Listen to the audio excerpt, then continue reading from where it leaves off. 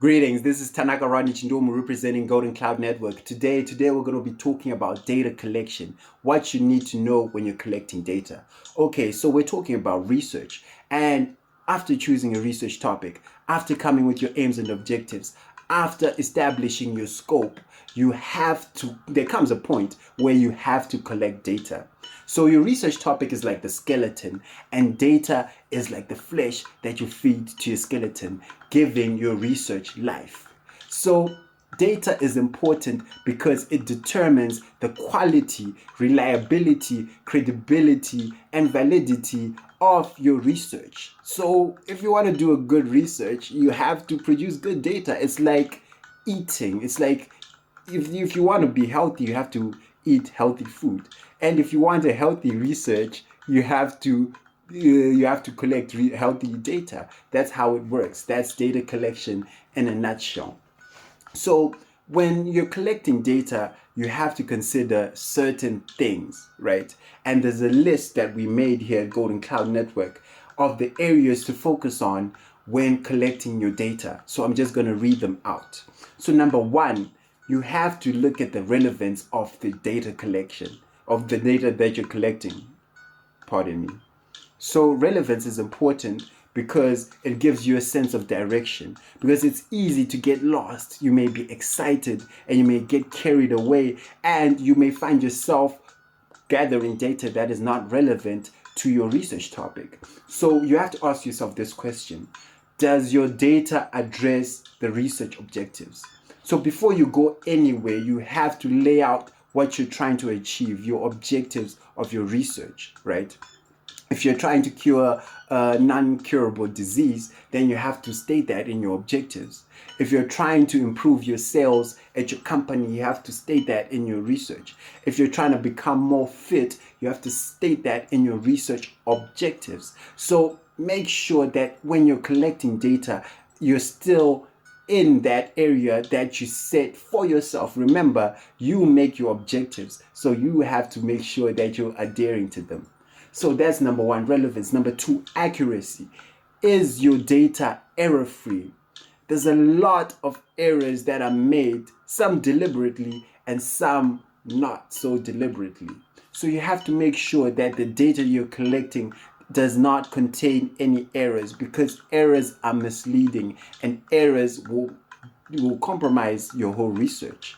So how do I make sure that my data is error free? There are many ways in which you can check, or in which you can verify your data sources, or gathering data from reputable sources. These are some two ways that I just mentioned that you can make sure that your data is error free, or even test your data. Make sure that it's controlled. Make sure that it is reproducible, which is the next point.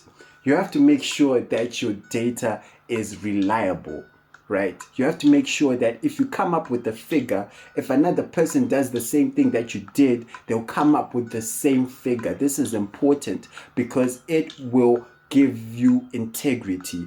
It will give you something that we can call, it will make you reliable. It will make you reliable, right?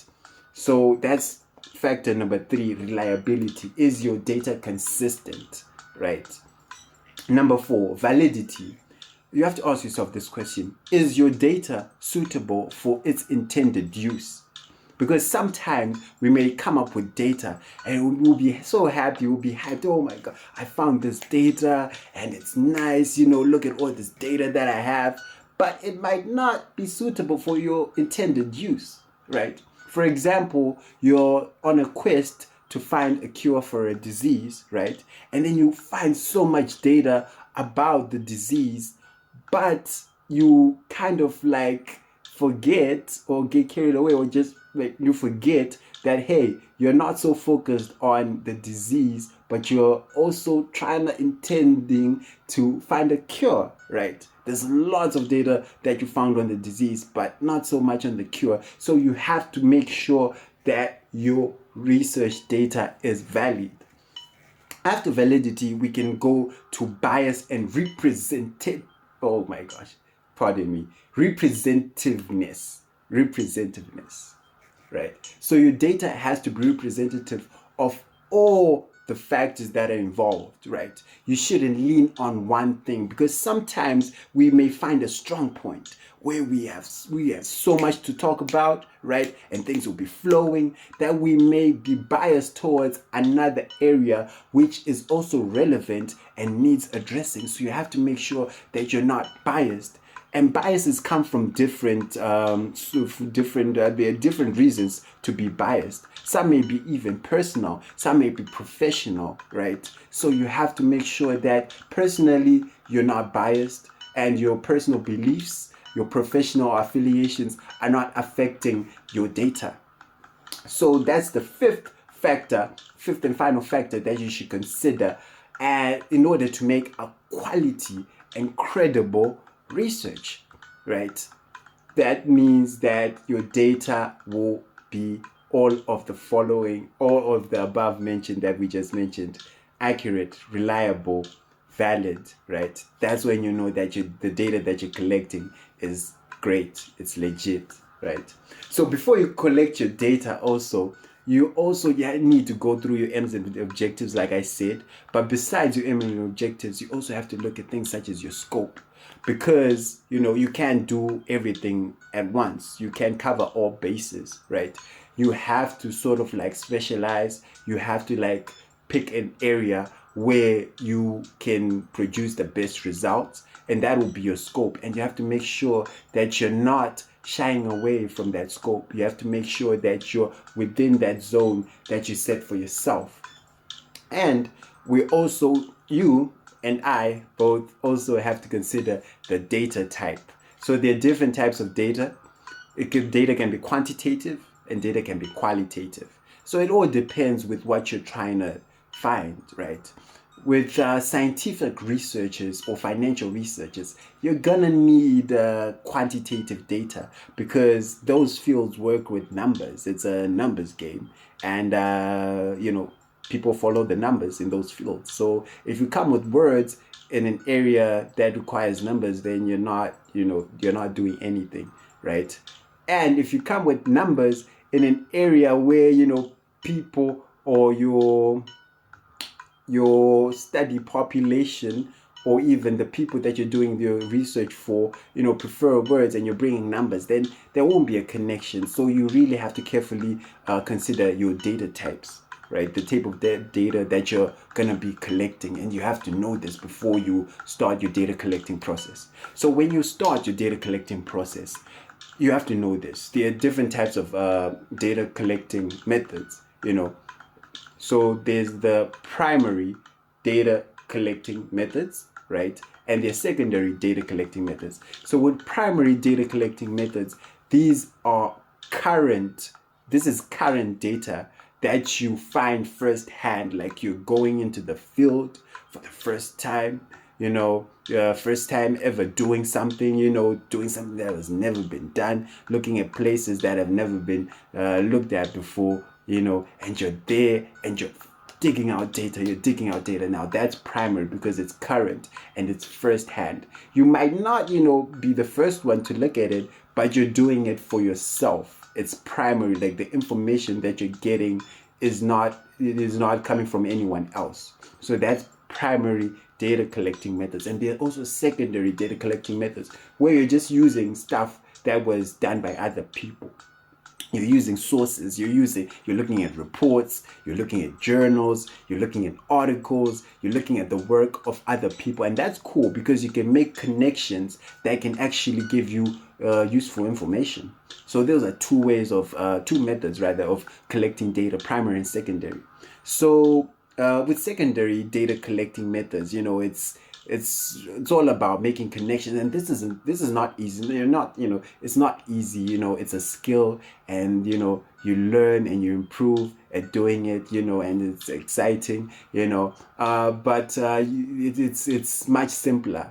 Secondary data collecting methods are much simpler than the primary, because with the primary you're doing it yourself, and when you're doing it yourself, you have to consider this. Like, you have to consider what we've been talking about again and again: the qualitative data collecting methods and the quantitative data collecting methods. Like, these are important because it all depends with what you're trying to achieve, right? So we're just going to state the examples of the quantitative data collecting methods. So examples of these are experiments, right? This is you're trying to collect data and you're conducting experiments, in order to gain the data that you want. For example, you want to see if I get a nice haircut, how many phone numbers will I get, right?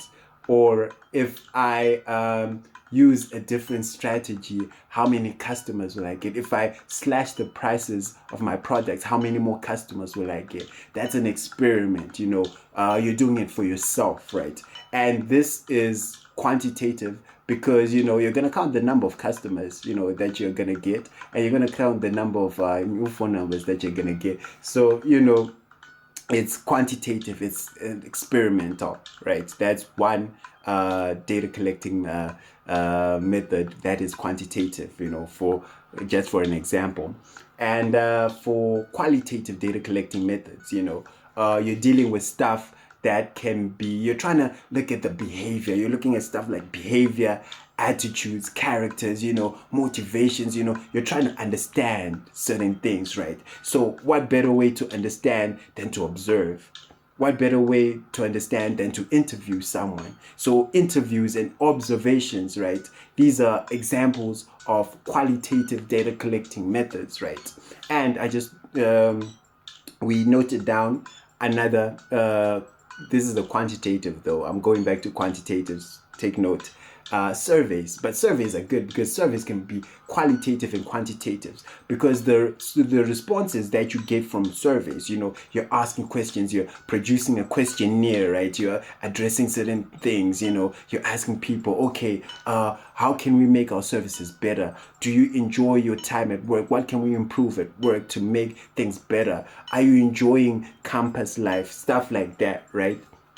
So these are questionnaires, and the responses can be quantified. There are ways to quantify those type of responses where you can even grade from a range of 1 to 5. How is your experience at this site, right? Are you satisfied with our services? Are you, stuff like that. So the surveys can be quantified, right? And also surveys can also include a section where it can be more qualitative, where they're asking you certain questions where you have to describe.